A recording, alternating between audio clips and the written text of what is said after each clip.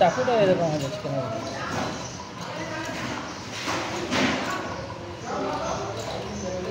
দাঁড়া, এরকম কোন এরকম কোন খাওয়া যাবে? এরকম কোন খালি দেখ না তুই খাবি, শুধু এরকমই খাবি। আমি লাইন দিয়ে দিচ্ছি না।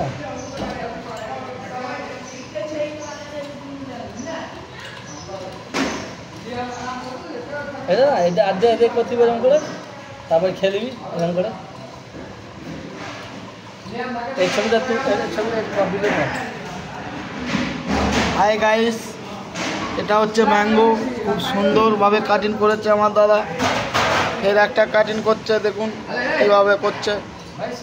এই চেরা লাগালো, এই চেরা লাগালো, এই চেরা, এই চেরা, এই এরপর মারলো তিরছে চেরা। কত সুন্দর আমটা হবে, ফুলের মতন। আপনারা শুধু দেখতে থাকেন। এই দেখুন সুন্দর সে একদম আম কাটলো, কি সুন্দর লাগছে, বিউটিফুল হয়ে গেল একদম, যেন কত সুন্দর দেখুন গাইস। ঠিক আছে, তা এ বাবুলাল মারছে ঝেড়ে, সরকারি মাল। বন্ধ করে।